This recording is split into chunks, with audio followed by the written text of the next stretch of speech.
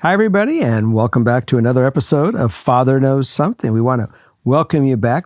We got Morgan, Justin, Holly, who knows where she went, but we're there. Oh, the socks. What do you see on the socks this time? You've worn those before. A zebra. They're the zebras. Oh, I thought they were horses. I missed it. I was looking at one. Four legs.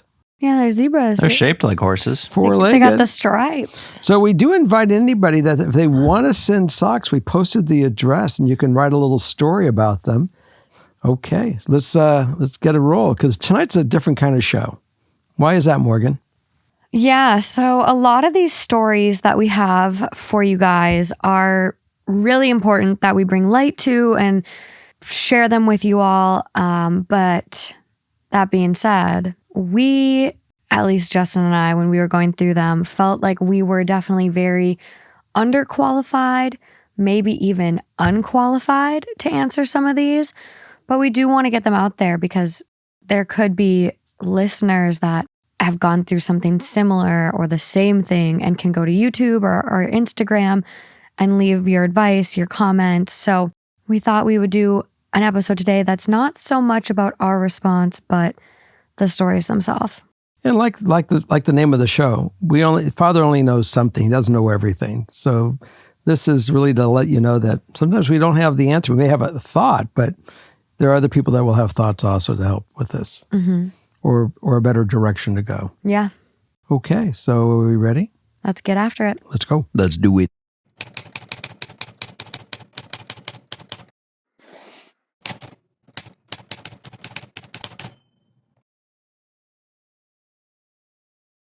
I think we need to have a new drinking game on this show that every time you say, Father doesn't know everything. He might not know best, but he knows something. Every time. And that I have to drink. You have to drink. Someone has to drink. You have to drink. This sounds a little college to me. I mean, the only way that would work is if you were binging episodes, you know? I mean, maybe it's happened twice in an episode. Oh, you mean they have to have a drink? Oh, I like that idea. Certainly. Okay, so hi everyone. Thank you for the podcast. I love listening and hearing the advice. My issue seems pretty straightforward, but I'm really struggling with it. I, 26 female, have been married to my husband, 27 male, for 4 years, together for 12. Communication has always been a problem for me, going back to pre-marriage counseling. I've improved in a lot of areas, and my husband has been incredibly patient and supportive. However, one area is causing major issues, and that's my insecurity. I am a horribly insecure person. Stupid things like a cute girl on a YouTube video he's watching can make me feel insecure in myself. When that happens, I tend to lash out and say hurtful things that I immediately regret. Then, after the argument, I feel more insecure about how I've hurt our relationship and get all kinds of thoughts about how he'll get tired of putting up with me and want to leave. What's so frustrating, though, is my husband has never done or said anything to make me insecure. This is an issue with me, and I hate it. Most recently, I lashed out and used something he'd told me in confidence against him. While he forgave me, he mentioned that this had hurt his trust and confidence in me. I don't want this to continue. It's miserable. How can I be more secure in myself and my life? How do I stop lashing out? I don't want this to hurt our marriage any further. Ideal outcome? To stop being so insecure so our relationship can stop suffering. Anything else? While I grew up in a very strict household, I have never suffered any emotional or verbal abuse. Also, he's my only relationship, so I've never been left by anyone. What's interesting, they've been together since she's 14? Is that the math? Mm-hmm. Wow. So here's a thought for you. This guy has literally loved you and has stuck by you for these 14 years or 12 years. Yeah, you went against the rules when you used something against him, something that's private. That there are rules for a relationship, and that definitely did it. The fact of him looking at a video to trigger you, I think that if you're able to I don't know if you've been going out and doing things together, camping or exercises where you're spending that time and building that relationship, that would help satisfy the void that you are feeling. Obviously, there's something I believe is going on inside you where you feel a void that if he trips with anything else, you're feeling you're not getting what you used to get. Now, if that's not the case, then the obvious thing is you get some additional help to try to get you to find out what is the root of your insecurity, and maybe we could, or maybe they can help you see your way through it, that you aren't insecure any longer. And to give you that confidence to know that the man who you're spending your life with, who loves you and who is every day on building that relationship and the strength and trust of that love, that it's solid. I mean, relationships are like a crystal glass. If you abuse it, if you neglect it, it will get dusty. If you knock it off the shelf, it gets broken. And then you have to go put those pieces back together, and there's that scar from the glue. Treat this relationship as a piece of fine crystal. And I think you guys will be fine and you'll get through it. And like we said originally, if there is any reason why this is not working, then you'll definitely have to seek some assistance to find the reason what these triggers are that are making you behave the way you're behaving. Well, I think that's it. And especially with this story and this episode in general. I know. I think you forgot the theme. It just is the fact that we've all experienced insecurity on some level. I think that's just natural as being part of being a human.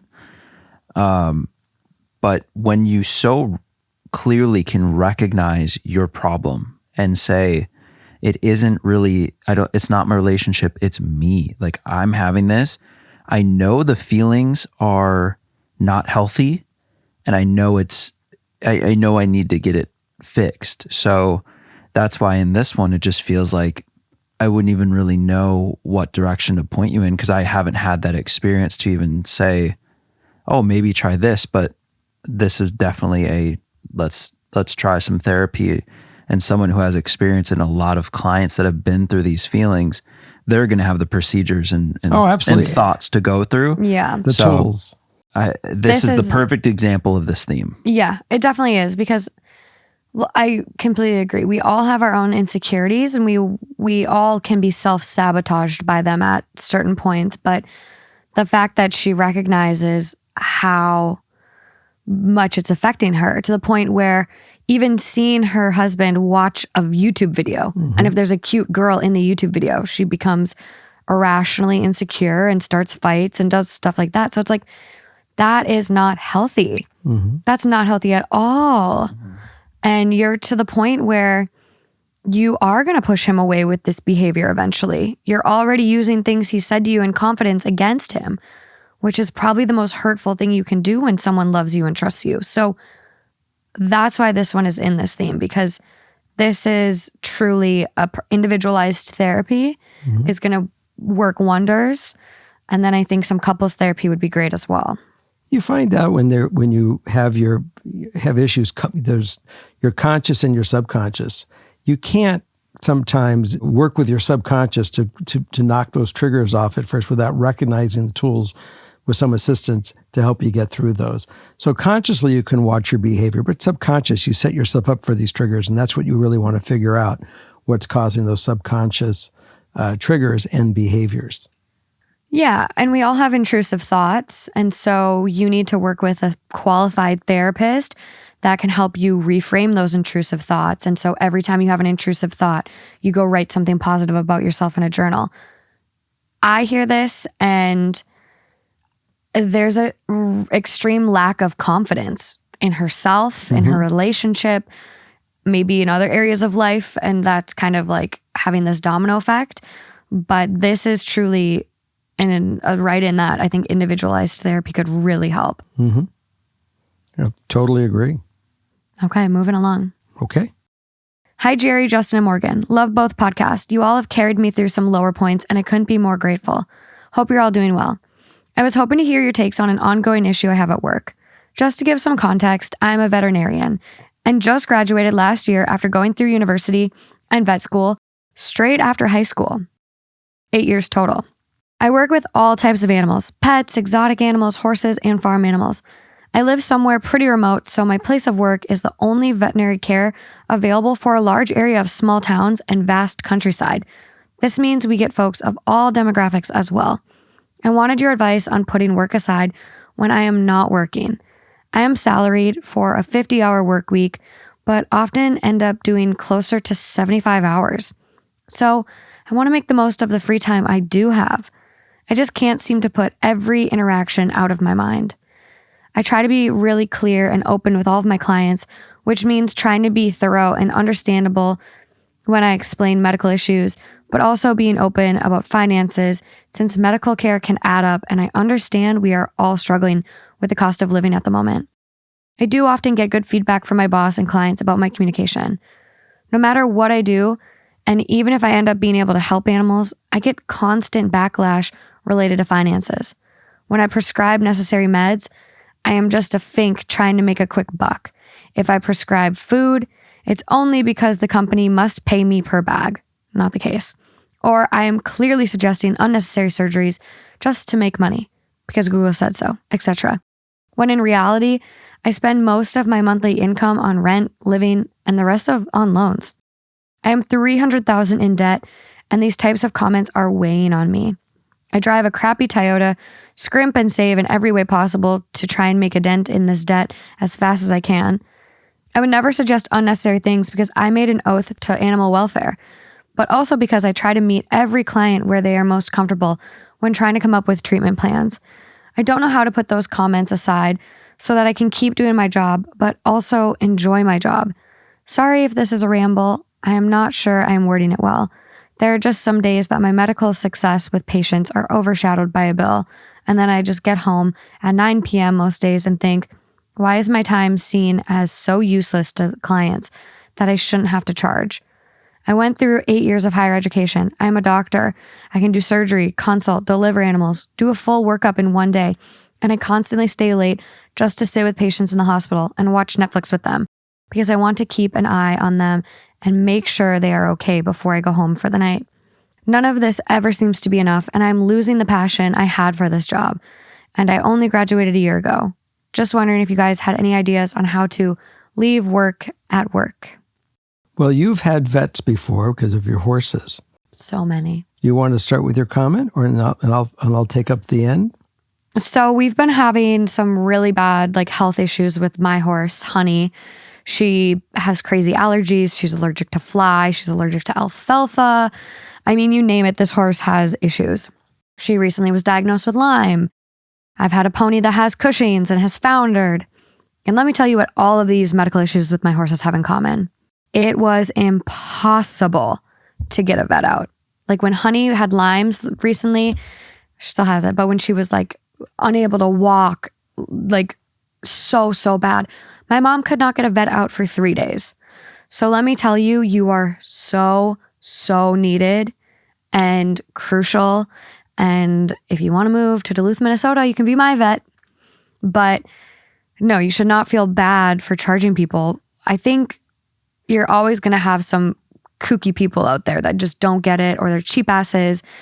And there are some people that shouldn't be pet owners simply because they don't understand the financial commitment that it takes, and then they end up dumping animals. So there's so many things wrong with, all of that. But a majority of people get and understand vet and quality care costs money and aren't going to just sandpaper you and your wounds all day.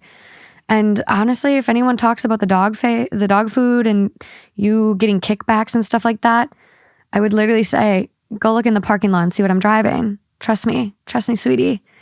I'm not getting any kickbacks.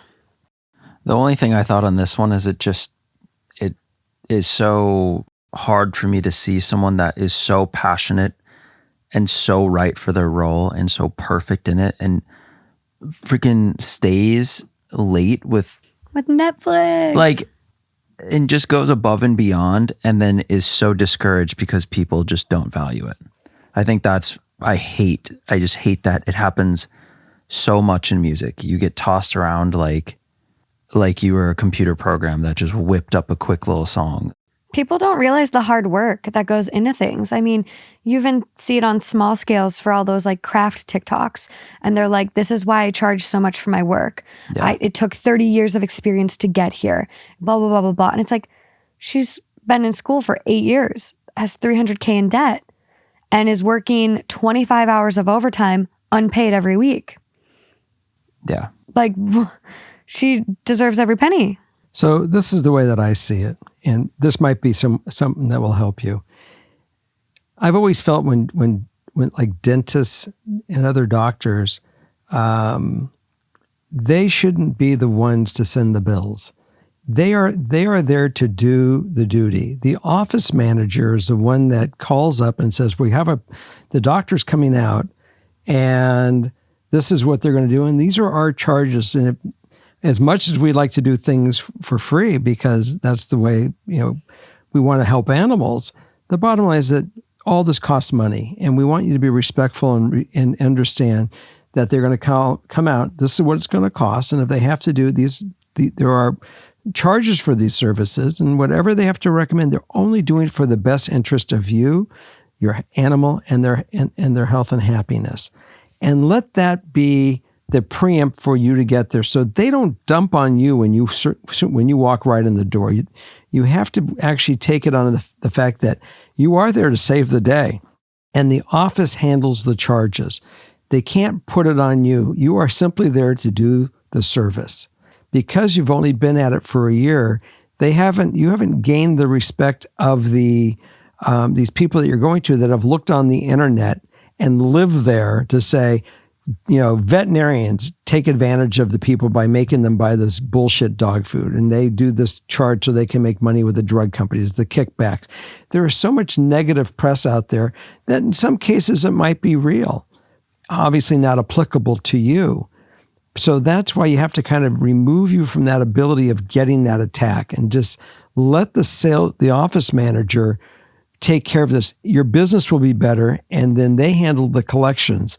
You shouldn't have to be doing any of the above. All your job is to go out there, put the glove on, chuck that cow, and make sure that cow's internals are working right, or whatever it might be, and get those animals healthy for them. And remove yourself from everything else that goes on. It's true. She should not have to be doing. No, but I think she likes to be upfront about costs, and so I don't think she's the one personally collecting the bills. And I should stop saying she, because actually no gender or age was mentioned at all. So sorry. But they don't mention like having to do any billing. They just say, I like to be open and transparent with people because I understand finances are hard. And so I would appreciate that. I think I would rather know up front what I'm going to be dealing with rather than walk to the receptionist and have $3,000 bill. Like that's, it's just people need to realize things cost money. It's no different than buying a car, and then your car needs an oil change and tires and things like that. These are the costs that are sometimes expected with an animal. And for anyone out there, pet insurance, get pet insurance always. Well, and even like just my most recent experience is Austin with June. Justin's roommate has a dog. Yeah, and she had this random tooth thing pop up and had this big bump on the side of her face. And they end up having to do this like surgery and remove a tooth. Never once has he been upset at the vet. He's never placed the only thing that he's ever been upset about is like, yeah, I'm like, the pet insurance won't include certain things, and that becomes a pain in the ass. But he never directs it towards the vet. So I don't understand why these people are like, it's so misplaced. Well, I understand the frustration. I'm one of those clients. I have Holly. The vet that I went to for years was a very, easy operation. It was him and one other person. And before you know it, I walked in and he had software going, and he changed his whole practice to be handling to make money with the way he did it. And I walked in and he said, this is 4 or 5 years ago, Holly has cancer. And I said, what do you mean? He goes, there's this tumor. Can you feel it right here? And I put my hand, I go, No, I can't feel it. He says, well, I think we can save her, but you have to, do a small surgery on her back. It's going to be $1,200. We can get her in tomorrow and you can have her back. And I thought to myself, out of the blue of this, because she went in for just an injection, for her allergy shot. Yeah. And he didn't even biopsy it. And so he immediately scheduled the surgery. He said, this is probably what it is. And I said, well, wait a minute. If she's going to have, cancer, do we really want to go down this road? Oh, yeah, this is totally savable. And then sure enough, he biopsied, came back after he did it, charged me I think it was $1,400 and something. It was like $1,500 by the time he was done. The answer was, it was benign. We found out. I called him a week later and I said, did you ever find out about that tumor that you removed? But this is why we need good vets, like this person writing in, which I think we're all kind of missing the point. I think why I felt the need to answer this one. Their main problem is just wondering if you guys have any ideas on how to leave work at work. I do not. I'm unqualified to answer that. And so going to their ideal outcome, to be able to use my time outside of work to be my own person and not just dwell or worry about work, my patients and clients. Try to regain my identity beyond being a vet. Very ideally long-term, just to find ways to cope so that I don't join the statistics of people that leave the profession in 3 to 4 years. Because 5-year-old me would be so disappointed in that. And so for me, I don't know how to shut down very well. I am constantly feeling the need to work. But I will tell you, when I was at the hospital, I did not have that problem. I was an 8 a.m. to 4 p.m. and after 4:15, I was out that door. So you have your parameters. You're a salaried employee that has 50 hours a week. And as much as you want to help, your patients, all your little animals, you have to watch out for yourself because you are burnt out only a year in. And so and especially you're not getting paid for it, which... Is there a backup vet? Does she have someone to back her up? And I think what I'm envisioning is they, not she, they, because we don't know. What I'm envisioning is they're, in their first year and they feel really obligated to stay and make sure their patients are good. And, you're still in your first year, 2 years, 3 years. So you're kind of getting your wings, your bearings. So you might want to spend more time at that place and really ensure everything's taken care of and you didn't forget anything and, whatever. But I would really scale down because 75 hours a week, 25 extra, no. There's 5 no hours, life for you. 10 hours extra, maybe, but not even. Like 25 extra hours. You got to prioritize yourself and really start clocking out when you're supposed to be gone. Can they define with their boss what the hour expectation really is? Well, considering they're a salaried employee, I am salaried for a 50-hour work week. Mm-hmm. So 50 hours is what is expected of them. And then you're out the door. I know it's tough. I know here that's what they would, if in these clinics that we have in LA, they clock you out because of wage and labor. Yeah. And so you just can't, you gotta make a goal. Start small and make a goal that, okay, this week I'm going to meet up with one of my friends for coffee or something. Like start small and putting yourself back out there because you are going to become a part of the statistic if you don't look out for yourself. You can't burn the candle at both ends. No. And so I don't think I think this is kind of a very niche problem where we need a vet to answer this, especially a vet that's kind of been through it, to be hey, as a newcomer, I did this and it's really hard not to feel emotionally, connected or guilty or responsible, but you got to call it. You have vet techs that stay there overnight. They'll be fine. If anything happens, we have so-and-so on call. Mm-hmm. And maybe it's just knowing that reassurance that there's steps in place with, other people if something went wrong. But being in that rural area, I think it makes it difficult also. I just don't know what her boss is and what his ability is. It's his practice. Yeah. She's the one that brought in to be the assist, to take up some of the slack, but that doesn't mean that he can abuse her either. No. And I don't know how the boss has let it go on this long. I think he's happy to take advantage of them. Mm-hmm. So I really do think it's a matter of the boss is taking advantage at this point I do because too. I'm sure they know what's going on. Absolutely. So if there's any vets out there, help this listener, give some good advice.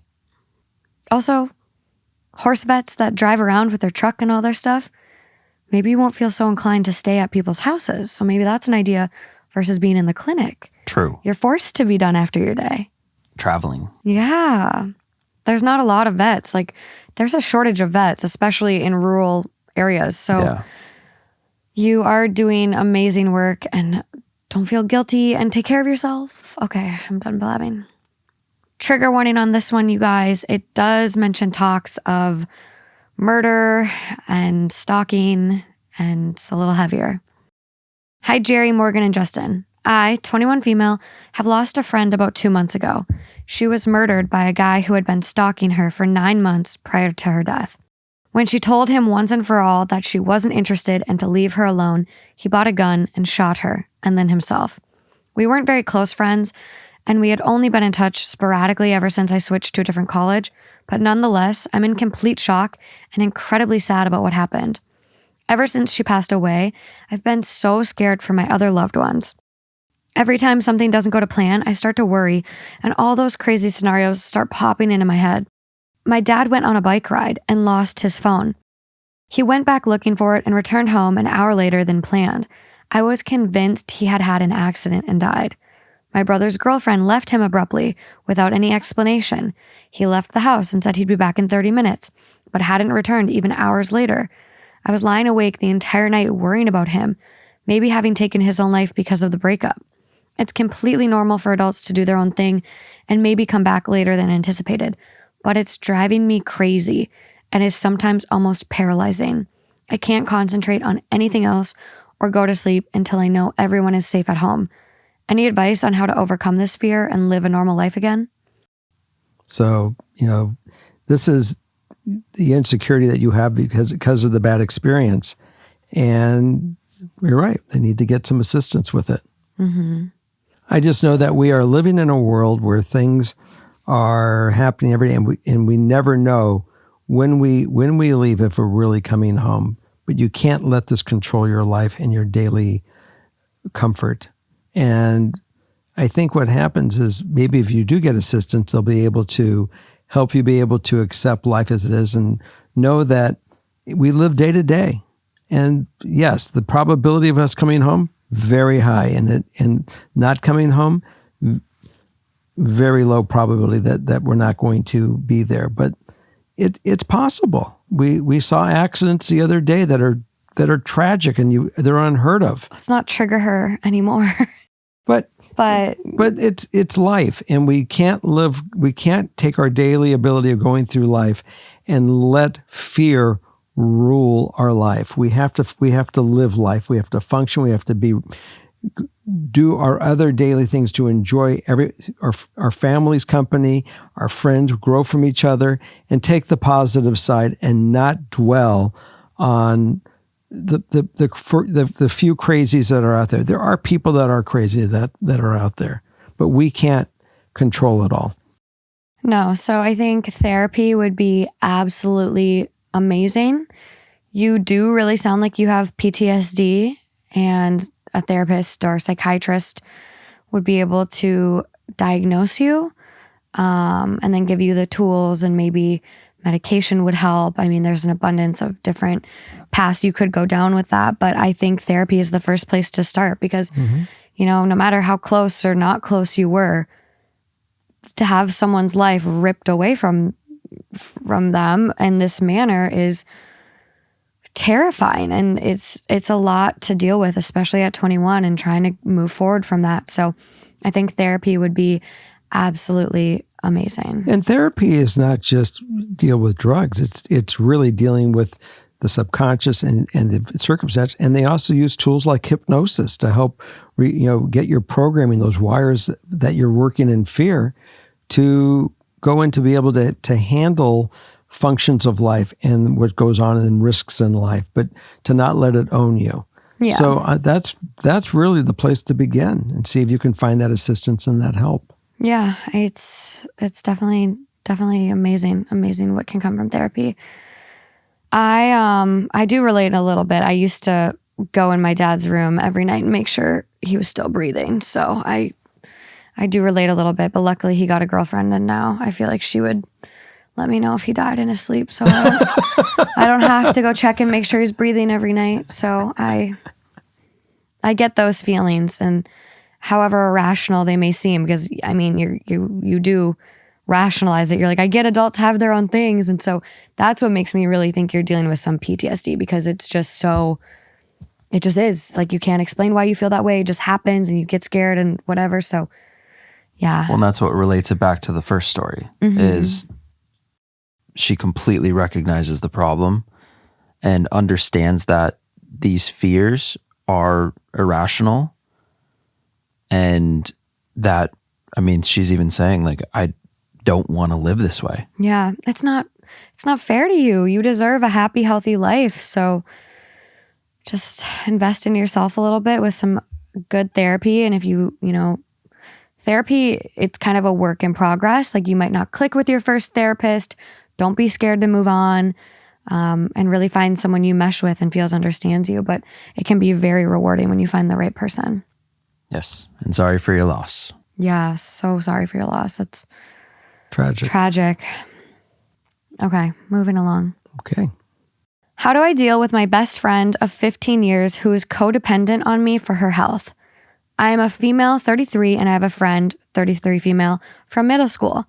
We've been through a lot together. When I moved away from my hometown across the country, she followed me for college/university. She's been a good friend, and she is still a very loyal friend to this day.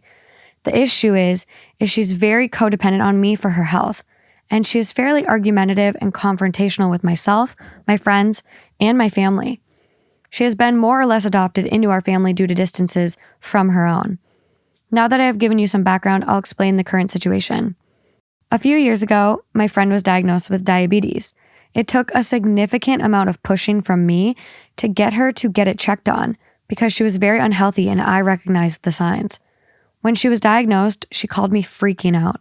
Myself and my mom rallied around her and changed our lifestyle and helped her learn how to eat healthier, etc.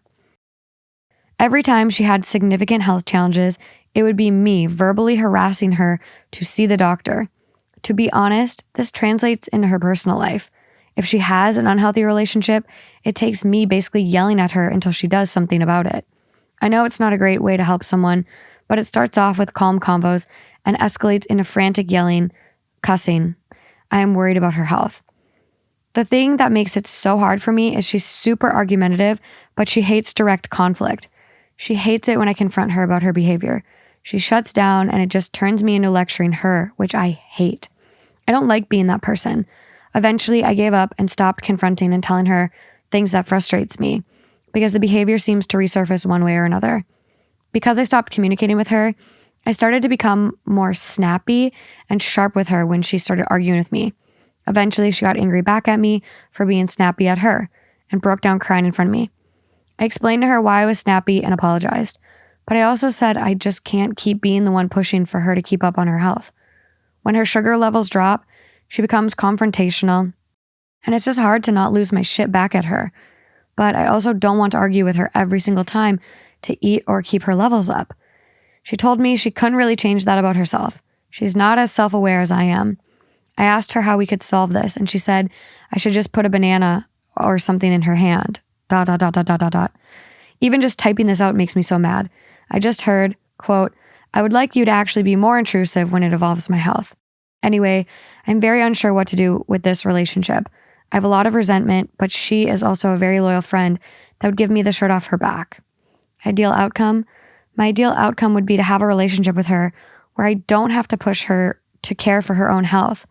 And when she sees an issue, she deals with it within 6 months, not 1 to 2 years. I also want her to stop arguing every step over every detail.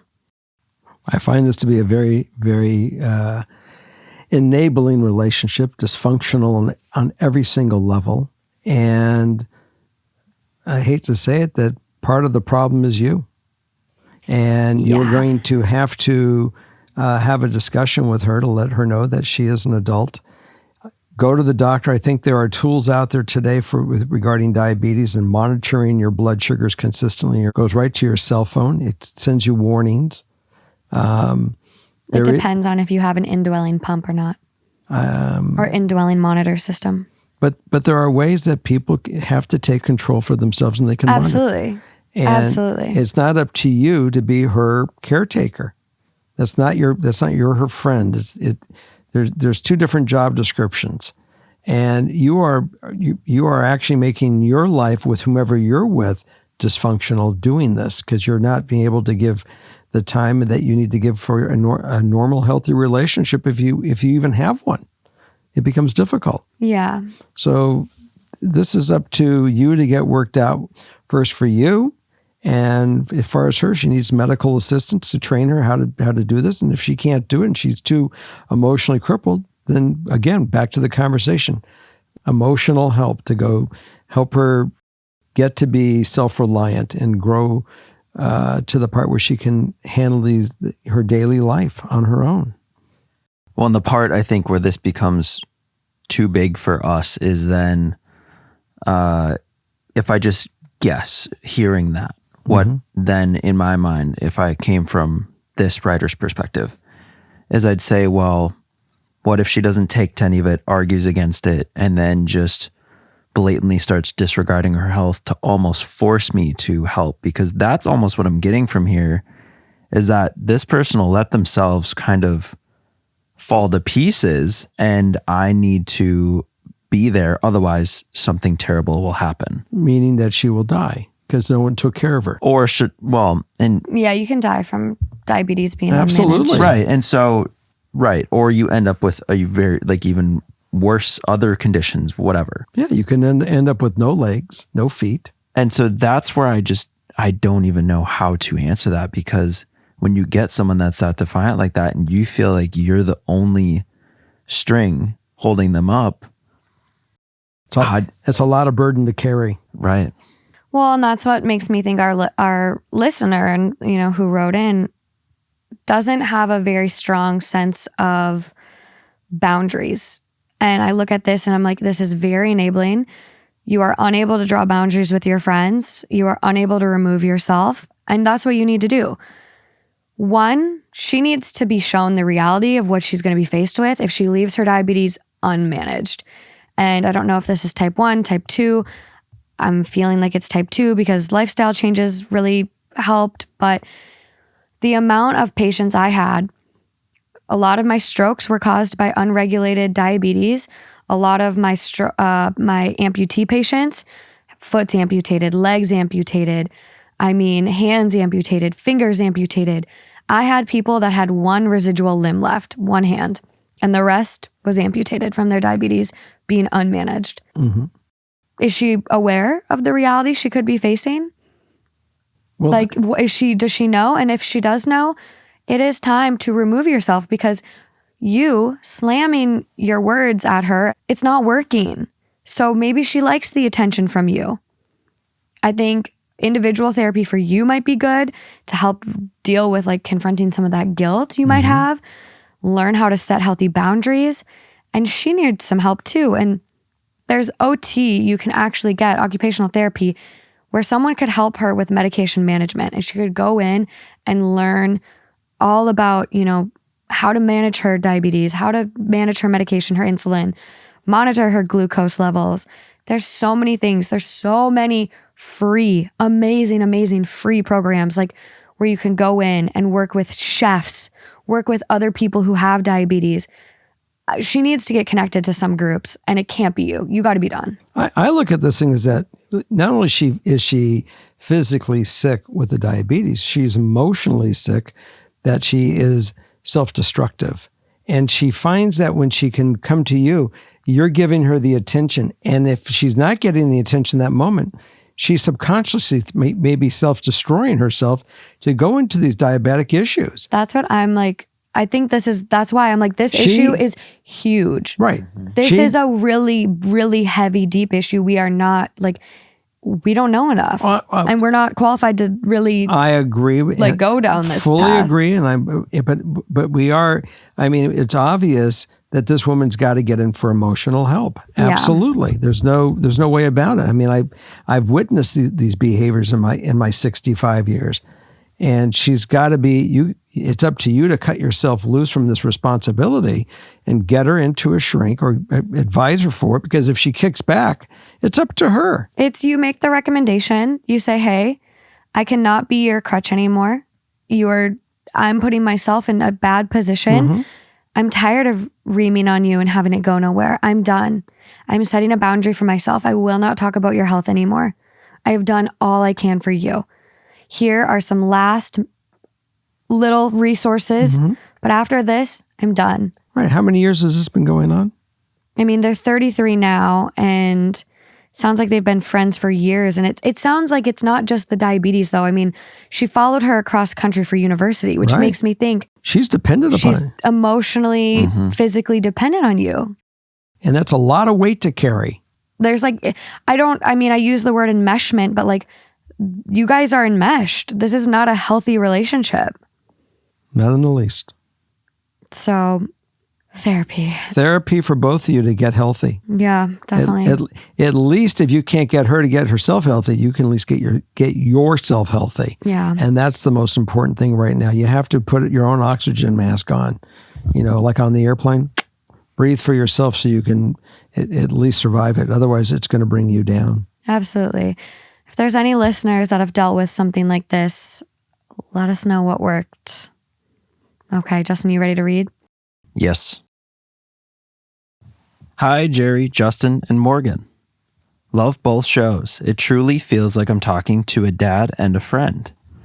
Apologies in advance for the lengthy writing. Some background. I work managing projects and, as a consequence, people.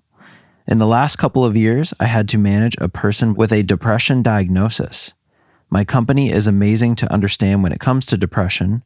The head always makes sure to emphasize that it is a real illness, and we as managers should recognize it as such and don't treat them as bad resources when they failed their tasks or when they need to take a day or two off from work. I'm not a stranger to depression, although I never had an official diagnosis. I've suffered from it in the past. I've been lucky to surround myself with amazing friends and my incredible partner, who in one way or another has helped me to overcome it. However, I don't think that I've been at the level of not having the energy to work or overall function. So now to my question. One of my resources has diagnosed depression. They neglect their day-to-day activities and even fail to show up to work. In some instances, they disappear and don't respond at all day. Now I try to be as understanding and patient as I can be. I know depression takes the best of them, and if they could, they wouldn't have it this way. However, sometimes it gets challenging to work with them. I've noticed that missing work days or taking longer to complete their tasks means that the rest of the team has to pick up the slack. I try to manage all needs and make everybody feel comfortable, supported, and heard, but I feel like I'm not achieving it. I also find myself getting upset with them. I had many conversations where I expressed my support to them, letting them know that if they need anything, I and the company are more than willing to help them.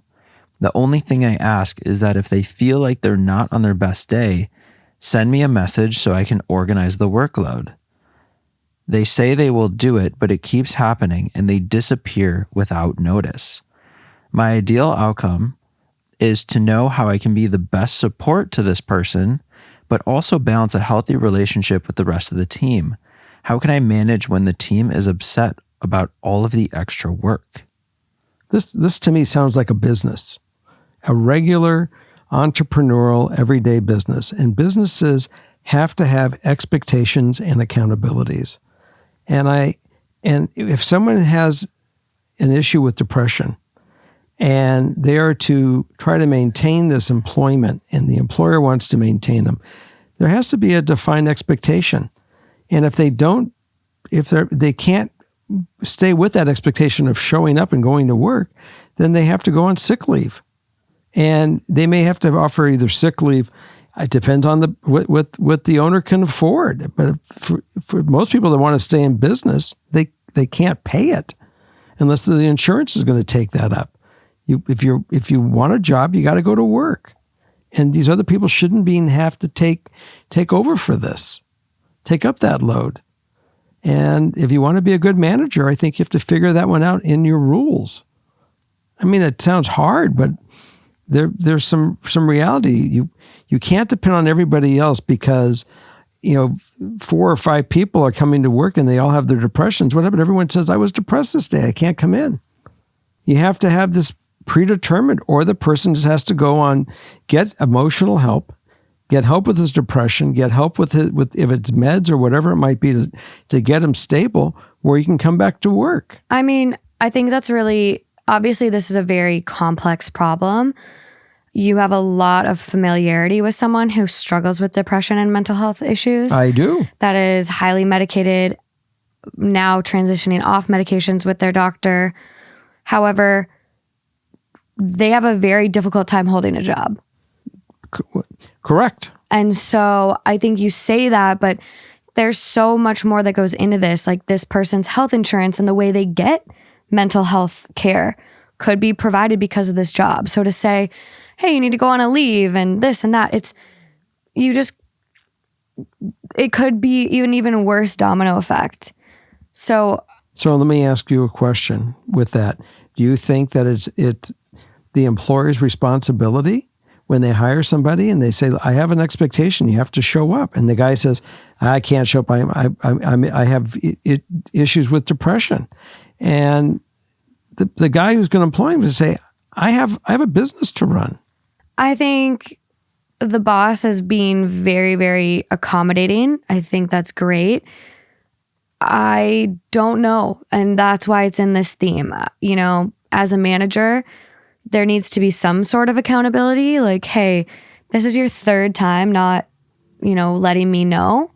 If you get one more strike where you don't let me know you're coming in, like we're going to have to really whatever. But that's not like the manager, you, our listener, you need to go to HR and you need to talk to your head and say, hey, this is what I'm dealing with.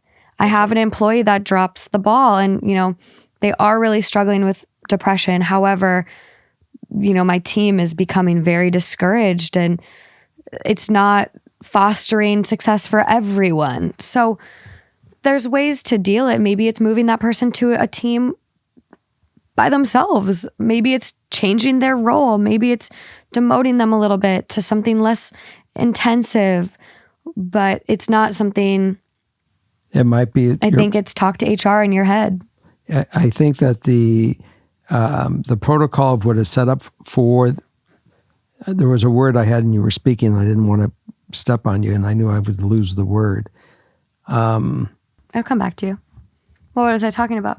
About going to HR.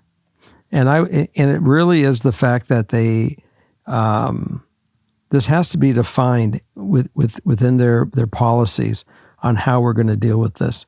And if a person's just not going to show up, look, when someone doesn't show up for work, it's not because they don't want it. I mean, they don't care about anything in life anymore. Life it's got them so blue, they can't even function. That person's got to go back into being able to function literally within the world again. I mean, because they go into such a dark place. And yes, it could be because they've missed their meds that day, or 3 days they've totally forgot. Because you said it yourself. There's been people in my life that are in my life, friends, that we went through this. And I could always tell when the meds were coming off and they were going through a withdrawal and they were trying to get off themselves and their behavior was just not workable. And it's a problem. It's a disease. It's a sickness, and they do need help. Yeah, I honestly, I think, especially my generation, I think a majority of us have some sort of mental health concern, anxiety, depression. I think more of us are mentally ill than not mentally ill, myself included. So I think it's going to become the norm where businesses are more accommodating. You have to be more accommodating. This isn't the past of, 1960s. And I think we are trying to get away from the cog in the wheel. I mean, I look at other countries that don't have these crazy work weeks and they only work 25 hours a week and they get mandatory 6 weeks paid off a year. And then they have parental leave and maternal leave. And if you're in France, August, everything shuts down. I mean, our country isn't set up to value people. We value labor, cheap labor. And so Look, I'm implying a lot. I don't know where you work. I don't know what you do, but I think there's a lot of working conditions that aren't sustainable. I mean, look at our vet write-in. 75 hours a week? When do you live? And so maybe there's another spot on another team, but I think first step, we're underqualified. Bottom line, we are HR. We are underqualified for this one. There's no doubt about it. But there's got to be an answer for the business and for this write-in. I mean, there's some emotional responsibility he's taking, or this person's taking, for this worker. I don't know what that relationship is. There's more dynamic that's going on here. Yeah, well, you can definitely tell our listener cares. I mean, they're not just firing this person. They're worried about them. They're concerned. They want them to be okay as well. So, which I will say is the coolest part about this write-in, because Yeah. I think a lot of people would just be like, all right, you're not going to communicate and not show up. Bye. Right. Yeah. I think that is the norm. So to have it come down from the top of the business all the way down in a way that is so supportive is very cool. amazing. And so all they're asking and looking for, I think, is just to be met with that same level of consideration. Exactly. And just say, hey, just let us know. It's not a big deal, but when there's no communication here, it is dysfunctional. Right. But when someone's depressed, it's a whole different deal. Right. It is. So I guess like when we reiterate that, having you say that again, I think the first step is to sit down with your boss and HR and see what steps are, what other accommodations there are. And then maybe all of you sit down with this person and say, hey, we get, you're struggling and we really, empathize with you. And we want to make sure we continue to foster your success. However, we are going to have to implement things so there's more of a chain of command, and there's consequences if you don't give us a heads up at least a couple hours before. So, maybe that hasn't been clearly outlined and that person just it's been fine just not showing up and not saying anything. So maybe it would be beneficial. Yeah. So conversations to have. I'll put it into a perspective where you can relate to it. Sometimes you get behind the eight ball and you need help to come in, and you have people that come and help you to do certain tasks with regarding editing or this or that. And all of a sudden you have somebody that's, consistently calling you saying, I just couldn't get out of bed today. And you had a recording or something going on that you needed to have them there. I did have that happen. And how did you react to it? You take the day. I got it. Okay. And that if that runs consistently going on. It's exhausting for me, but I understand that, people are dealing with very big battles, and, I get it. Life is hard for a lot of us. And so it made my life easier having them help me, but I was still capable of doing it. Now imagine you have a wheel of 5 people. Yeah, it's tough. I don't want to manage one intern, let alone 5 people on a team. So the person the person that is necessary at the 4th level to keep the other 3 levels or 4 levels working, they cave out, and you got all these people stranded for that day. I recognize that it's a problem. Okay. However, I'm not qualified to talk about it. I don't know the logistics of the work. I don't know HR. I don't know what, accommodations can be made, which is why I'm saying go to your boss. Yeah. We can't do anything. That's correct. As much as we'd like to know more and help and be able to say more. Back to the theme of the show. We can't. Back to the theme. we don't have the tools to do it. Exactly. I just don't think it would pay for us to keep rambling when we don't know. And I think we got to phone friends, you guys. Yeah. So that's it for our show tonight. Thanks so much for tuning in. Yes, this was a difficult show for answers we really don't have, but Morgan and Justin and I felt that it was important to go through and at least give you an idea. So if you have written in, that you could see that we do read everything, and we don't always have the answer.